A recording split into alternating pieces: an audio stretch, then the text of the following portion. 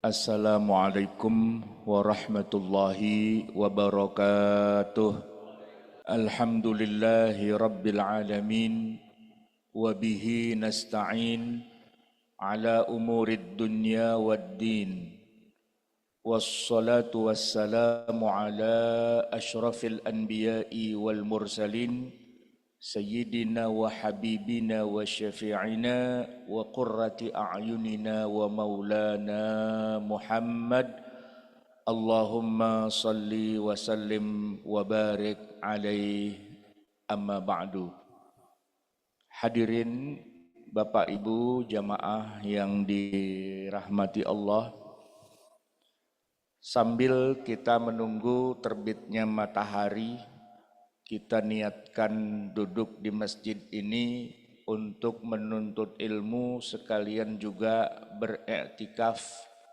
Semoga duduknya kita di majelis ini mendapatkan keberkahan dari Allah Subhanahu wa taala, menambah amal ibadah kita dan menghilangkan dari kita dosa dan kesalahan kita, mendapatkan ampunannya sebagaimana Nabi menjelaskan, selama kita berada pada majelis zikir, maka para malaikat sibuk memintakan ampunan orang yang ada di dalamnya.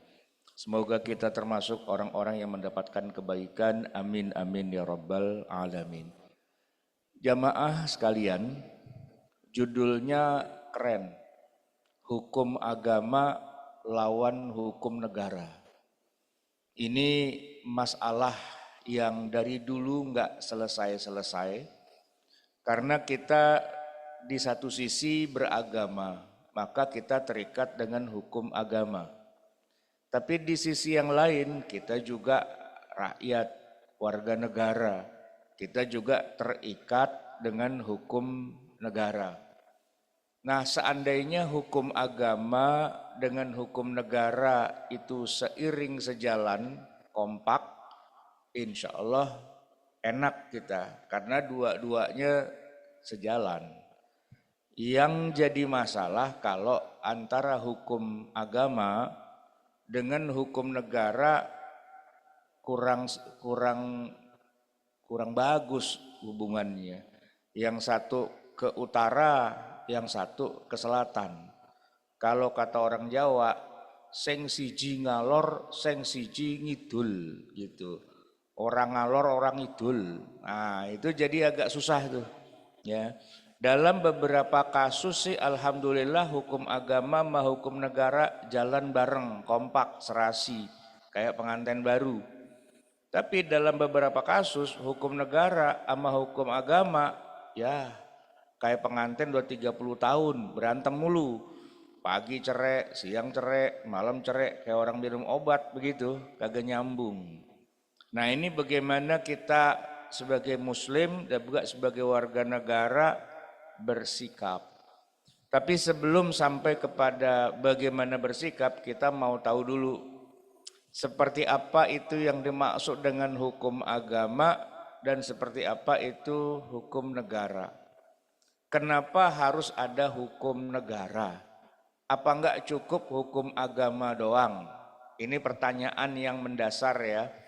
Apa enggak cukup hukum agama doang, lalu tidak usah pakai hukum negara? Jawabannya begini, sebenarnya bukan karena Indonesia terdiri dari banyak agama, bukan itu sebenarnya. Sebab di masa Nabi, di Madinah, beliau menjadi kepala negara, di mana rakyatnya atau warganya juga enggak Islam semua. Ya ada yang non muslimnya juga, paling banyak setelah Islam itu kan Yahudi. Yahudi itu boleh dibilang sudah ada di Madinah jauh sebelum Nabi Muhammad datang ke situ membawa agama Islam. Agama orang Madinah sebagaimana umumnya orang Arab, agama penyembah berhala. Tapi kemudian datanglah orang Yahudi memperkenalkan agamanya. Banyak orang Arab Madinah yang juga memeluk agama Yahudi. Nah, setelah sekian ratus tahun lamanya orang Madinah Arab ini campur dengan orang Yahudi, baru datang Nabi Muhammad. Begitu datang langsung jadi pimpinan. Nah, makanya Madinah itu contoh paling baik untuk menyebutkan bahwa ya mengatur agama, ya mengatur negara pakai hukum agama bisa aja sebenarnya, karena terjadi pada masa Nabi. Nah cuma jamaah sekalian, kenapa hukum negara itu harus ada? Ini yang perlu kita sedikit dudukkan. Begini jamaah sekalian, yang disebut dengan hukum agama itu apa sih? Hukum agama itu kan syariat atau ketentuan yang turun dari langit. Apakah itu kitab suci? Kalau zaman dulu kan ada Taurat, ada Zabur, ada Injil, ada Quran. Kalau di masa Nabi Muhammad ya Al-Quran dan juga Sunnah Nabawiyah. Karena pada dasarnya apapun yang Nabi ucapkan, apa yang Nabi lakukan semua atas bimbingan wahyu juga.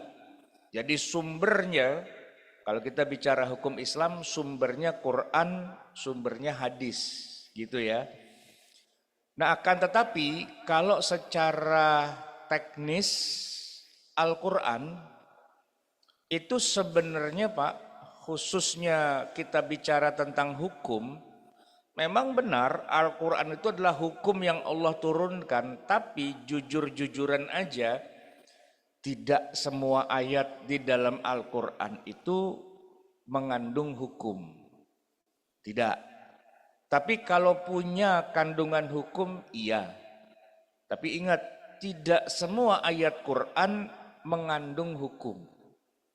Nah makanya kita bisa tahu mana saja ayat yang punya kandungan hukum dan tidak punya kandungan hukum, itu akan terlihat nyata ketika ada tafsir yang mengkhususkan ayat-ayat hukum. Misalnya Al-Ustaz Ali As-Sobuni, ya, dosen tafsir kita di Ummul Qura. Nah beliau itu menulis sebuah kitab tafsir cuman 2 jilid, judulnya adalah tafsir ayat-ayat ahkam. Jadi dari seluruh ayat Quran, dari seluruhnya 6.236, beliau pilih ayat yang mengandung hukum, dikumpulin. Kalau mengandung hukum, kumpulin. Tapi kalau kurang mengandung hukum atau sama sekali tidak ada hukumnya, ya enggak dimasukin. Nah kitabnya itu Pak 2 jilid.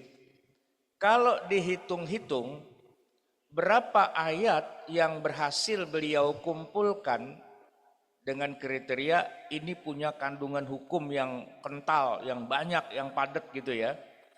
Ternyata jumlahnya hanya 200-an ayat doang. Berapa? 200. Padahal ayat Quran jumlahnya berapa? 6.236. Dari 6.236 yang kandungan ayat hukumnya tuh kental itu cuma 200. Yang 6.000 isinya apa? Ya isinya macam-macam. Ada akidah, ada sejarah, ada beriman kepada hari akhir, macam-macam kan. Tapi dia tidak terlalu banyak punya kandungan hukum. Ya kayak begini Bapak Ibu jamaah sekalian, tambang emas ya, itu kan kalau kita lihat ya, emas itu kan didapat dari tambang ya kan, dari sungai, pasirnya, tanahnya tuh dicampur air, diayak-ayak gitu, sebagian besarnya pada larut, nanti ada biji-biji emasnya, paling berapa gitu kan. Nah itu kira-kira seperti itu. Jadi ngambil butiran-butiran emas dari tanah yang sebegitu banyaknya. Nah, ayat-ayat ahkam itu di dalam Al-Quran jumlahnya terbatas. Sekitar 200-an saja. Itu bisa kita lihat dalam tafsir ayatul ahkam. Itu. Nah, jadi jamaah sekalian, kalau dibilang Quran itu adalah hukum Islam, sebenarnya kita lebih tepatnya bilang begini. Quran adalah sumber hukum Islam.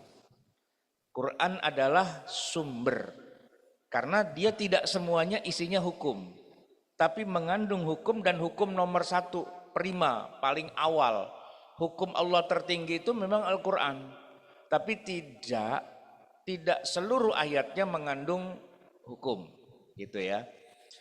Nah, jamaah sekalian yang dirahmati Allah, sumber kedua hukum Islam itu adalah hadis Nabi, ya.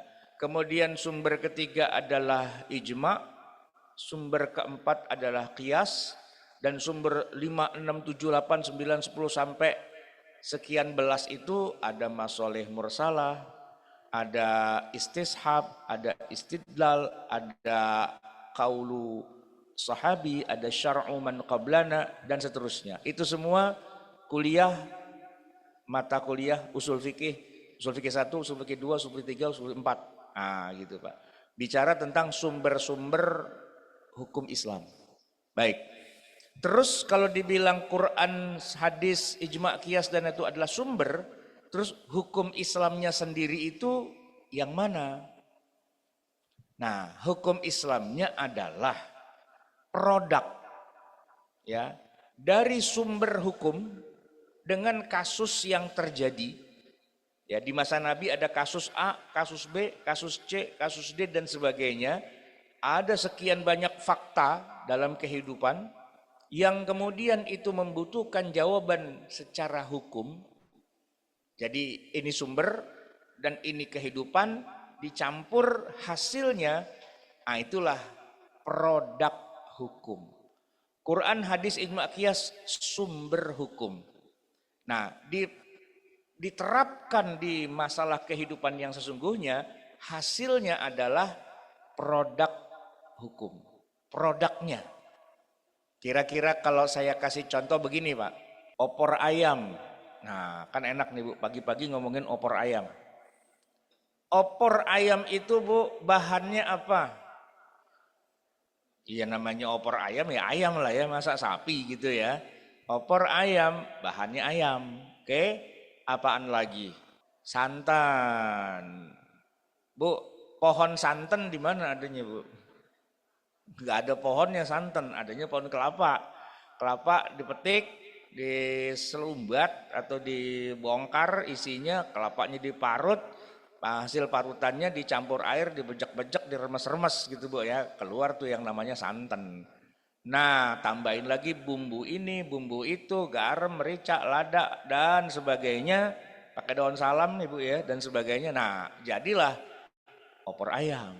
Nah, tadi Bu, yang namanya ayam itu mesti diuber-uber dulu. Soalnya kalau kagak diuber, ayamnya masih jalan-jalan, mana dia opornya? Oh, bentar Pak, ayamnya lagi diuber-uber gitu ya. Nah, berarti kan ayam tuh bahan baku gitu. Kelapa tuh bahan baku, bumbu-bumbu bahan baku kan. Nah, ibu olah tuh seharian deh tuh, letak-letok di dapur, keluar opor ayam. Nah, hasilnya tuh Pak, produknya tuh opor ayam. Kalau kita ibaratkan kayak gitu, Quran, sunnah, ijma, qiyas dan yang lain-lain itu bahannya, bumbunya. Diolahlah itu dan hasilnya, produknya apa? Produknya adalah al-ahkam asy-syar'iyyah al-amaliyah al-muktasab min adillatiha at-tafsiliyah. Itu adalah definisi dari kata fikih. Apa Bu? Fikih. Ilmu fikih adalah ilmu tentang hukum-hukum syariah yang bersifat amaliyah praktis, yang diambil diolah dari bahan-bahannya yang rinci, yang detil, yaitu Al-Quran, sunnah, ijma, qiyas dan teman-temannya yang lain. Produknya itu namanya fikih. Nah, Bapak Ibu jamaah sekalian, kalau kita bicara hukum Islam, jangan bilang Quran, jangan bilang hadis. Itu sumbernya, tapi produk yang udah jadinya, ya itu adalah fikih. Jadi kalau kita bilang opor ayam, itu yang di mangkok, yang di piring. Kalau ibu ngelihat kandang ayam, jangan bilang, opor ayam tuh. Mana? Itu ayam? Ya belum jadi opor dia, masih jadi ayam. Dan kita tidak makan ayam mentah masih hidup. Wah, ada ayam nih masih hidup, makan yuk. Langsung aja kita potek pahanya kita makan. Nah, itu namanya kanibal gitu kan. Kita nggak makan ayam hidup, kita makan ayam yang udah dimasak, udah dibumbuin, udah empuk. Saking empuknya disebut ayam lepas. Tahu nggak Bu ayam lepas? Tulangnya diangkat, dagingnya ketinggalan. Nah itu empuk tuh, ya kan? Aki-aki 80 tahun giginya nggak barang atuk, makan juga diemut-emut aja bisa tuh, ya kan? Saking empuknya. Nah itu kan hasil pengolahan. Nah kita kalau bicara tentang ilmu fikih, ya sumbernya pasti dari Quran, bukan ngarang. Sumbernya pasti dari hadis, sumbernya pasti dari ijma, qiyas dan sebagainya. Tapi setelah diolah, jadilah dia ilmu fikih. Nah, kalau kita belajar fikih, sebenarnya kita sedang belajar hukum Islam. Kita belajar hukum agama dan biasanya kitab-kitab fikih itu bicara tentang semua bagian kehidupan. Mulai dari peribadatan, sosial, ekonomi, budaya dan sebagainya. Tapi biasanya kitab fikih itu dimulai dari peribadatan, mulai dari sholat, bahkan mulai dari toharoh. Toharoh itu ada wudhu, ada tayamum, ada mandi janabah, ya kan? Ada masalah najis, ada masalah hadas kecil, hadas besar dan seterusnya. Terus ada kitab sholat, ada kitab zakat, ada kitab puasa, haji, itu yang peribadatan. Nah masuk kemudian tentang ekonomi, ya kan, tentang makanan, tentang bahkan termasuk tentang negara, tentang pemerintahan dan sebagainya. Artinya fikih itu adalah hukum-hukum terkait seluruh kehidupan kita yang sumbernya dari Quran, hadis dan sebagainya. Nah itu semua Bapak Ibu sekalian namanya fikih. Ya, para ulama sudah menuliskan itu semua dalam beribu-ribu judul kitab fikih. Bahkan sudah ada mazhabnya, ada mazhab Hanafi, Maliki, Syafi'i, Hambali. Kita di Indonesia rata-rata kalau belajar fikih itu pakai Syafi'i. Nah, kitab-kitab fikih itulah yang disebut dengan hukum agama, itulah hukum Islam. Itu hukum Islam yang dimaksud. Ya, sumbernya pasti dari Allah, Quran, Sunnah dan sebagainya. Produk hasil jadinya ya kitab-kitab fikih itu. Itu hukum Islam, itu hukum agama. Sekarang kita bicara hukum yang satunya lagi, hukum negara. Jamaah sekalian, hukum negara adalah hukum yang ditulis dan disahkan oleh negara. Dalam hal ini konteksnya kalau di Indonesia itu namanya undang-undang. Undang-undang itu berangkat dari hasil kajian mendalam para ahli di bidangnya, lalu dibuat menjadi draft disebut dengan RUU, ya, rancangan undang-undang, lalu diujikan, lalu kemudian bagian akhirnya adalah disahkan. Oleh siapa? Oleh DPR, Dewan Perwakilan Rakyat. Nah, undang-undang itulah yang kita sebut sebagai hukum negara. Dia punya turunan-turunan. Paling tinggi sekali undang-undang dasar. Kita punya nih undang-undang dasar 45. Ya, di bawahnya lagi nanti ada undang-undang yang kaitannya dengan masalah kejahatan tuh ya, kriminalitas, disebut dengan KUHP, dan satu lagi KUH Perdata. Nah, KUHP Kitab Undang-Undang Hukum Pidana, satu lagi KUH Perdata Kitab Undang-Undang Hukum Perdata. Jadi hukum itu dibagi dua, ada yang kaitannya dengan kejahatan kriminalitas disebut dengan pidana, dan ada yang kaitannya dengan masalah birokrasi administrasi disebut dengan perdata. Nah, dua ini itu wujudnya adalah buku, kitab, makanya disebut KUHP, Kitab Undang-Undang Hukum Pidana, Kitab Undang-Undang Hukum Perdata. Jamaah sekalian yang dirahmati Allah, jadi kalau disebut hukum agama bentuknya kitab fikih. Kalau dibilang hukum negara bentuknya undang-undang dasar UUD, KUHP, KUH Perdata. Di bawahnya masih ada turunannya lagi. Karena presiden itu bisa bikin hukum. Ya, namanya Kepres, Impres, dan sebagainya. Jabatan di bawah presiden, menteri, bisa juga Kepmen, ya kan, keputusan menteri dan sebagainya. Bahkan jabatan di per daerah gubernur, nah itu ada SK gubernur, ya kan, surat keputusan gubernur dan sebagainya, turun ke bawah. Jadi hukum negara itu hukum yang berlaku pada suatu negara, disahkan oleh negara itu, disusun secara, ya katakanlah secara demokrasi oleh bangsa itu. Setiap negara punya hukum sendiri-sendiri. Merdeka berdaulat berarti punya hukum sendiri-sendiri. Nah, jamaah sekalian, hukum agama, kitab-kitab fikih, hukum negara, kitab undang-undang, kadang-kadang dia sejalan. Tapi kadang-kadang tadi yang satu ngalor, yang satu ngidul, ya kan? Seperti orang Yunani bilang, mensana in corpore sano, yang atau ke sana, yang atau ke sono, kagak nyambung. Nah, ini yang menjadi masalah, ya kan? Jamaah sekalian, kalau kita bicara hukum agama, ya, yang tadi kitab fikih, boleh dibilang kita seluruh umat Islam tuh belajar ilmu agama, belajar fikih. Buktinya Bapak bisa sholat, berarti belajar fikih. Buktinya Bapak bisa puasa, tahu mana yang membatalkan dan sebagainya. Ya, buktinya Bapak bayar zakat, pergi haji, umroh dan sebagainya, tahu hukum agama, ya kan? Nah, cuman yang jadi masalah tuh gini.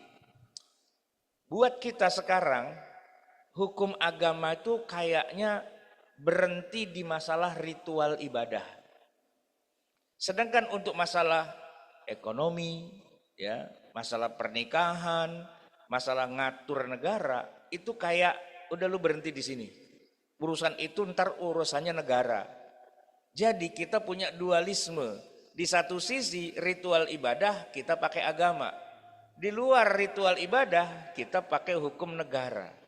Pertanyaannya, bukankah kitab fikih itu bukan hanya mengatur agama, bukan hanya mengatur rukun Islam yang 5, tapi ngatur ekonomi juga, ngatur masalah politik atau kenegaraan, administrasi juga, ngatur sosial, ngatur makan, ngatur budaya, ngatur banyak kan, seluruh kehidupan kan sebenarnya. Tapi kenapa kok seperti berhenti? Fikih itu hanya ngurusin air 2 kulah, sentuhan suami istri batal apa enggak, kayak gitu-gitu, halal apa enggak gitu kan. Nah, begini jamaah sekalian. Ini ceritanya ada urut-urutannya. Negeri kita sebelum berdiri negara Republik Indonesia, sebenarnya sudah banyak kerajaan-kerajaan Islam, kesultanan Islam. Cuman terus terang saja jamaah sekalian, kerajaan-kerajaan Islam di Indonesia rata-rata itu tidak terlalu sukses dalam mengajarkan ilmu fikih. Tidak terlalu sukses. Tidak melahirkan para ulama. Ya, orang kita kalau jadi ulama pastinya itu berangkat ke tanah suci. Apakah dia ke Mekah, apakah dia ke Yaman, apakah dia ke Mesir, apakah dia ke Suriah dan negara-negara di Timur Tengah sana. Ya, di sini bukan nggak ada pelajaran, tapi berhenti sampai aliyah. Pesantren banyak di Indonesia, tapi yang melahirkan ulama gitu ya, nah itu susah atau jarang. Nah, maka keulamaan itu banyaknya dari Timur Tengah karena ilmunya mulai lebih advance-nya tuh di sana. Nah, di sini buat dasar-dasar doang gitu. Makanya kita lihat misalnya di Indonesia ini ada ulama besar, katakanlah misalnya ya, di tengah kalangan NU ada Hadratus Syekh. Siapa namanya? Kiai Haji siapa Pak? Hashim Asy'ari, ya kan? Kiai Haji Hashim Asy'ari itu pesantren Tebu Ireng, Jombang. Tapi beliau berhasil jadi ulama besarnya ketika beliau mukim di Mekah. Ngaji, belajar dan sebagainya di Mekah. Ya kan? Nah, pulang membangun NU. Teman baiknya dari Jogja namanya Kiai Haji Ahmad dahlan. Sama, belajarnya di Masjidil Haram juga di Mekah, pulang jadi ulama juga. Hanya saja beliau tidak ingin bikin organisasi keulamaan, bikin organisasinya lebih ke pada sosial. Makanya membangun yang namanya Syarikah Muhammadiyah. Tidak konsen pada ilmu agama dalam arti kitab-kitab keulamaan, tapi konsennya kepada sosial, pendidikan, kemasyarakatan dan sebagainya. Dua orang itu dulunya punya guru besar juga dari Madura, ya, namanya Maulana Al-Khalil dari Bangkalan. Itu ulama besar juga di Mekah, ya kan? Mak kita ini itu basicnya belajar di pengajian di pesantren, kemudian berangkat ke tanah suci, bertahun-tahun mukim di sana, nah pulang baru jadi ulama, ya. Nah, artinya apa? Artinya di negeri kita walaupun ada kesultanan-kesultanan Islam, tapi dari hal memproduksi para ulama itu tidak terlalu besar jasanya. Bikinnya tetap di tanah suci, ya kan? Pulang kemari baru jadi ulama dan ngajar. Nah, kalau kita lihat secara hukum negara, semua kesultanan Islam itu tidak punya hukum tertulis, hukum yang disebut dengan al-qanun al-wada'i, enggak punya. Jadi kalau di zaman kesultanan itu tidak ada Pak undang-undang dasar, tidak ada kitab undang-undang hukum pidana, kitab undang-undang hukum perdata, itu enggak ada. Bahkan sebenarnya kalau kita mau runut di Timur Tengahnya sendiri, di kesultanan Islam kayak Bani Abbasiyah, Bani Umayyah gitu ya. Nah, itu pun tidak punya juga sesuatu yang tertulis yang disebut dengan al-qanun al-wada'i. Tidak. Mungkin ada produknya satu dua. Misalnya zaman Khalifah Harun ar-Rasyid gitu ya. Nah, beliau pingin banget bikin sebuah undang-undang, konstitusi. Cuman niatnya itu ketika disampaikan kepada ulamanya di masa itu Al-Imam Malik rahimahullah, agar dasarnya dari kitabnya Imam Malik Al-Muwatta itu justru ditentang oleh Imam Malik sendiri yang tidak bersedia bukunya dijadikan dasar untuk bikin undang-undang. Beliau nggak mau gitu ya. Nah, sehingga khilafah Islamiyah di mana-mana itu ya tergantung khalifahnya. Kalau ada masalah, khalifahnya yang jadi hakim. Nah, hukum yang berlaku ya terserah hakimnya. Kalau salah ya salah, kalau enggak ya enggak. Tidak ada batasan tertulis gitu ya. Nah, sehingga ganti khalifah, ganti kebijaksanaan. Ya, ganti khalifah, ganti kemauan dan sebagainya, tidak ada hukumnya secara tertulis. Tapi kalau bicara fikih, fikihnya ada. Tapi dalam hal ini sebuah hukum negara, nah itu belum terjadi. Nah, di negeri kita, hukum negara baru lahir setelah Indonesia merdeka. Karena negara modern harus punya undang-undang. Nggak bisa, yuk kita merdeka proklamasi gitu ya. Baca nih, proklamasi gitu kan. Terus ditanya, undang-undangnya apaan? Wah, terserah presiden dah, gimana terserah dia dah. Nggak bisa begitu Pak. Sebuah negara modern, ya eksekutif ada, tapi ada juga kekuasaan yang lain yang namanya legislatif. Bahkan ada juga kekuasaan yang namanya judikatif, ya kan? Ada yang mengeksekusi, disebut eksekutif, ada yang ngurusin masalah legal, legislatif, dan ada yang masalah juridis, judikatif. Itu Montesquieu yang punya urusan di Perancis. Negara modern itu membagi kekuasaan menjadi 3 bidang, ya kan? Nah, tapi kalau kita lihat khilafah Islamiyah sebelum itu, ya kekuasaan di tangan satu orang khalifah aja. Apa kata khalifah? Ya udah kata gitu. Merah kata dia merah, hijau kata dia hijau, seterah khalifahnya aja. Begitulah ya. Sehingga benar bahwa khalifah itu penguasa, tapi tidak ada rule of the game, tidak ada law. Tidak ada hukum positif yang tertulis. Nah, oleh karena itu negara dalam format modern itu baru muncul di barat. Nah, ketika negara-negara barat itu punya undang-undang, negeri Islam tuh nggak ada yang punya undang-undang. Punyanya kitab fikih. Nah kitab fikih tertulis ya iya, tapi dia tidak mengikat. Nah gitu Pak, dia tidak mengikat. Nggak ada dalam kitab fikih kalau orang nggak sholat harus digebukin berapa kali, itu nggak ada. Tidak ada sanksi. Ya, sebenarnya harusnya ada, sebenarnya. Tapi selama ini kitab fikih itu berjalan begitu saja dan tidak sanksi. Coba kalau kita masuk kepada bab fikih jinayat, kan kalau orang berzina harus dirajam. Atau kalau dia tidak muhsan gitu ya, ghairu muhsan, dicambuk 100 kali, bahkan ayatnya juga ada. Az-zaniyatu waz-zani fajlidu kulla wahidin minhuma mi'ata jaldah.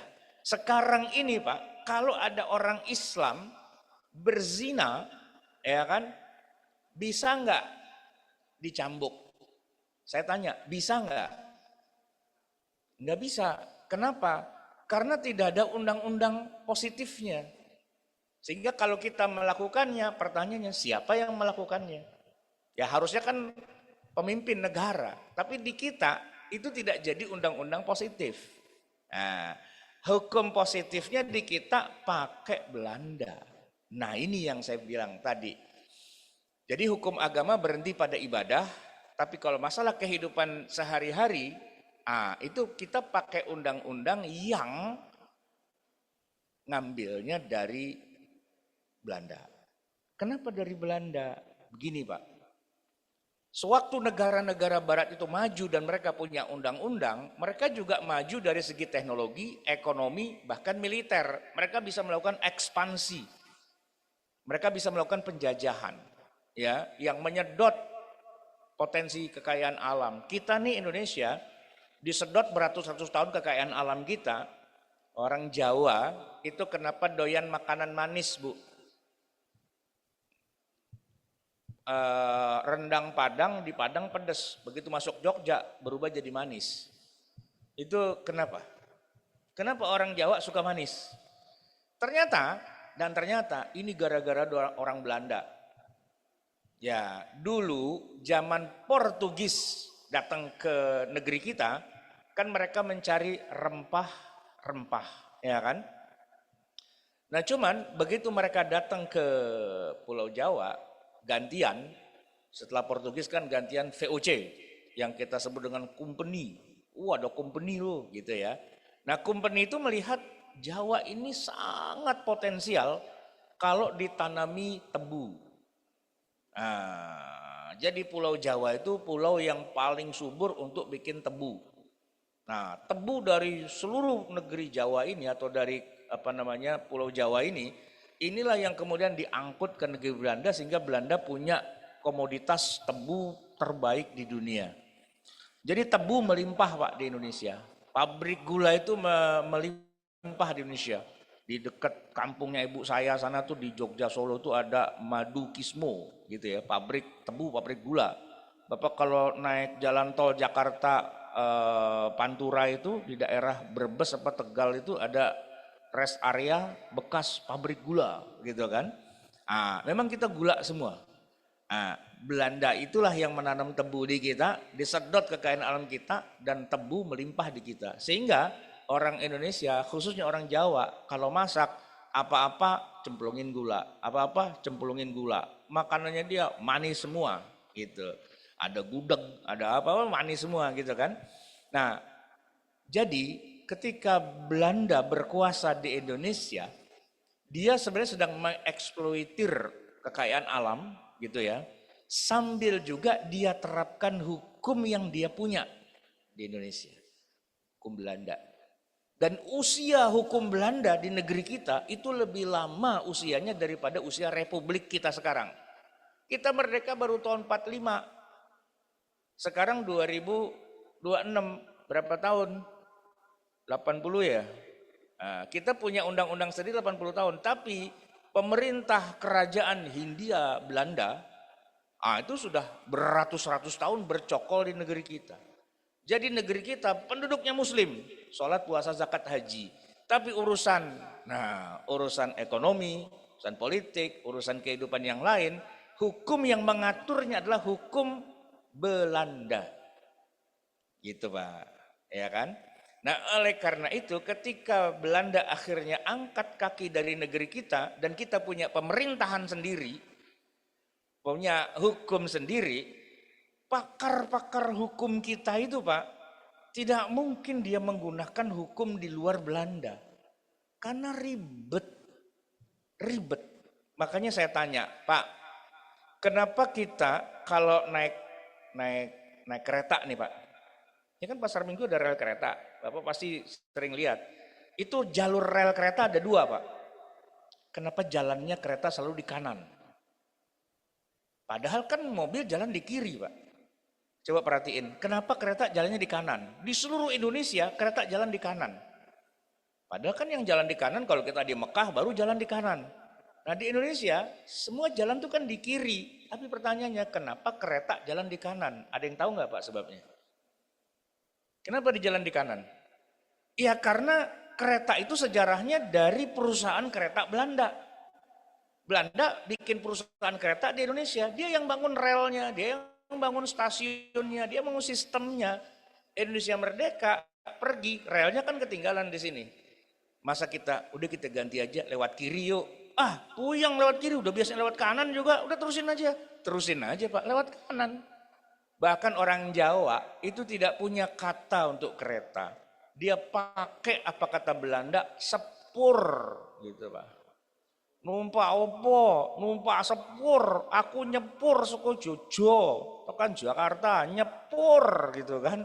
Itu udah jadi bahasa Jawa, padahal itu bahasa Belanda gitu. Ngontel, numpak pit. Nah, pit itu bahasa Belanda itu Pak, ya kan? Kita juga berlalu lintas, ya kan? Naik mobil, itu yang namanya gearbox, gearbox, ya. Bapak nggak tahu kalau gearbox itu apa, gitu kan? Bapak kalau dibilang persneleng, oh iya tahu, persneleng. Itu bahasa Belanda Pak. Dan kalau zaman dulu mobil belum matic kan pakai yang diinjak dulu tuh apa namanya, kopling. Itu bahasa Belanda Pak, gitu. Nah kalau jalanan nggak boleh masuk, ada tanda nggak boleh masuk, apa namanya, perboden, gitu. Orang tua nyambung nih ya. Kalau kita mundur namanya atret. Nah atret itu Belanda juga tuh Pak. Atret dulu nih gitu kan. Jadi itu peninggalan Belanda. Hukum di Indonesia itu adalah hukum Belanda. Kalau udah ngomongin lalu lintas, ngomongin kehidupan sehari-hari, ya kan tanah nih misalnya. Ya ada istilah tuan tanah, menguasai tanah. Zaman dulu istilahnya tanah perfondeng. Nah gitu ya kan. Jadi hampir semua istilah hukum di Indonesia itulah hukum Belanda. Maka nggak bisa diubah jadi pakai bahasa Arab. Puyeng Pak, puyeng gitu. Iya nggak bisa. Jadi ya itu udah jadi menyatu dengan kehidupan.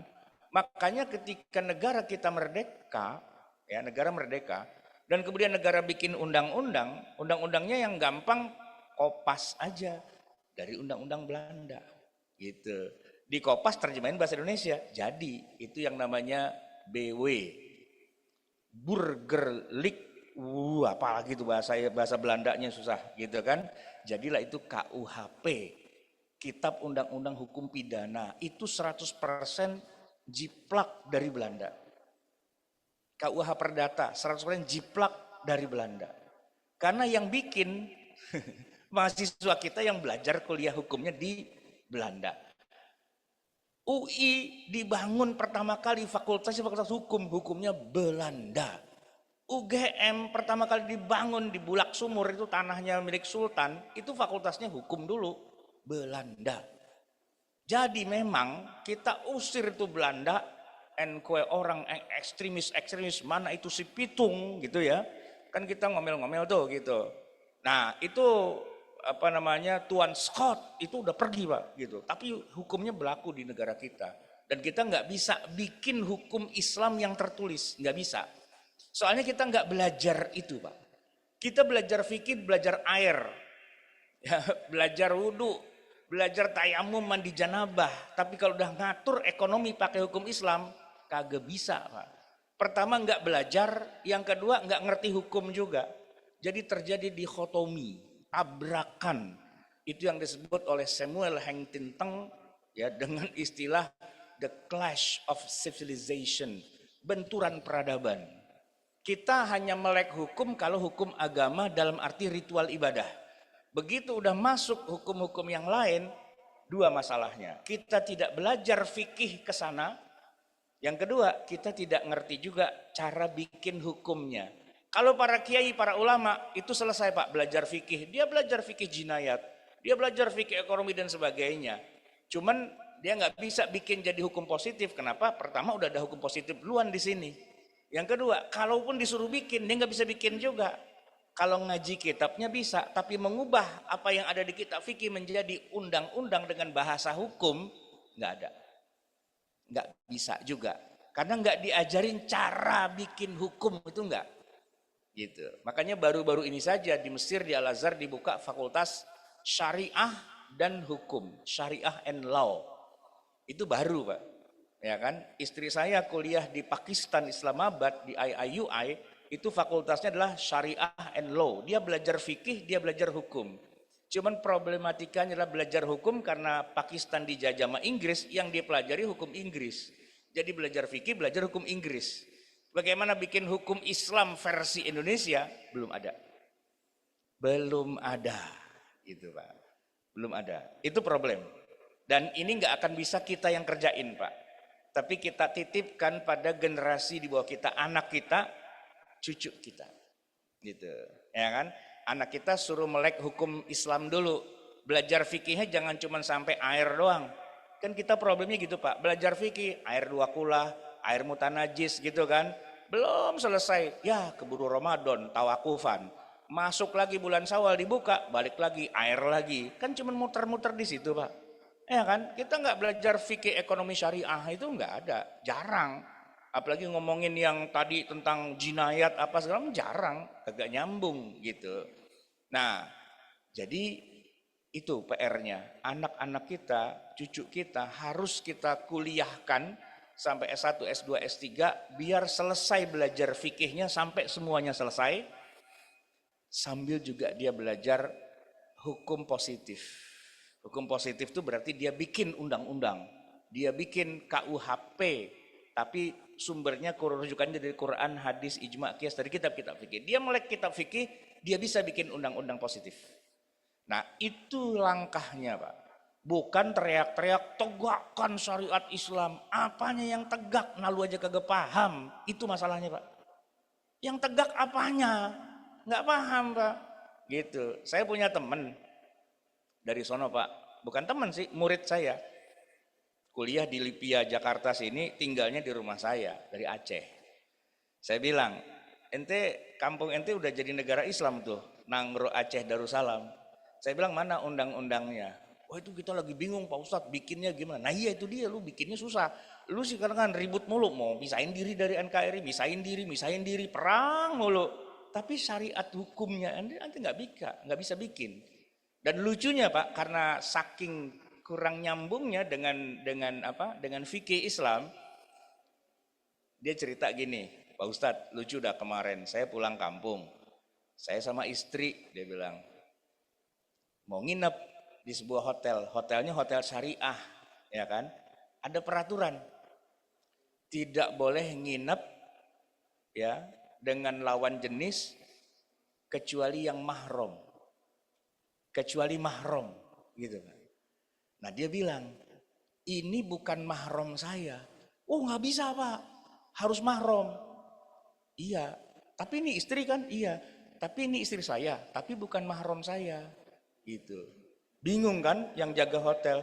Pak, kalau istri berarti mahram Pak. Oh nggak bisa. Istri kalau mahram berarti saya haram menikahi. Nah nggak boleh gitu loh. Ini istri saya, dia bukan mahram saya. Ah pusing dah Pak, saya pokoknya gini dah Pak, kalau istri boleh gitu aja. Ya berarti bahasa lu kagak bener itu. Lu kagak ngerti hukum, lu bikin aturan. Bikin aturan kagak ngerti hukumnya. Bukan nggak boleh kecuali mahram gitu. Ya kan? Boleh, karena gini, suami istri itu mahram apa enggak? Itu aja pertanyaan menjebak itu. Enggak semua ustadz bisa jawab. Suami istri, ya mahram dong. Ya enggak. Suami istri itu tidak mahram. Kalau dia mahram nggak boleh nikah. Ah gitu loh. Iya batal wudhu, ya kan gitu. Kan ngerti kan kalau orang belajar fikih dia, oh Ketawa dia. Oh iya, istri saya bukan mahram saya. Ya iya, tapi boleh nginep berdua? Boleh. Makanya saya Pak selalu kalau nginep di hotel bersama wanita yang bukan mahram saya. Wah, Pak Ustadz berzina. Ya kagak lah, kan gue akad nikah. Dia ada buku nikahnya. Ya kalau nikah berarti mahram. Nah itu dia lu ngaji makanya gitu. Ngaji nyender sih karangan gitu kan. Itu susah Pak. Kan kita perlu belajar fikih itu di situ kan. Sehingga ketika bikin hukum nggak AAOO, nggak pelongo-pelongo, udah cerdas dia sudah ngerti, bikin aturan bisa. Nah di kita Pak, udah ngaji kitabnya kagak selesai, bahasa hukum nggak bisa. Sementara di sisi yang lain hukum Belandanya masih bercokol. Nah kan susah itu, ya kan? Nah, itu yang jadi problem di kita. Nanti kita titipkan pada anak kita, pada cucu kita, ke depannya negeri kita itu hukum agama dengan hukum negara sejalan, tidak bertentangan. Kalau sekarang bertentangan Pak. Contoh nih ya, suami istri meninggal. Suami istri meninggal. Kan harta suami sama harta istri kalau dalam hukum Islam kan itu pisah. Makanya ayat Qur'annya bilang kalau suami meninggal istri dapat 1/8. 1/8 dari mana? Ya dari hartanya suami dong, ya kan? Oke. Nah sekarang di negeri kita nggak gitu. Suami istri nikah harta bersama. Terus kalau suami meninggal istri dapat 1/8 dari mana? Dari harta bersama? Ya kan enggak. Harus pisahin dulu gitu. Nah sementara di negeri kita peraturannya hukum positifnya itu namanya harta bersama. Kalau udah menikah apapun yang diterima suami otomatis jadi milik istri. Nah terus kalau suami meninggal gimana cara baginya? Nah di Indonesia kagak jelas itu, ya kan? Kalau yang terjadi selama ini adalah gini, hukumnya nih ya, pasal 1 ayat 1, salah sendiri kenapa lo mati gitu. Iya, pasal 2 ini semua punya gua kan gitu. Pasal 3 kalau mau bagi waris tungguin gua mati dulu gitu. Itu yang terjadi Pak. Bapak kita, emang ibu kita, bapak kita meninggal, emang kita bagi waris Pak? Enggak gitu.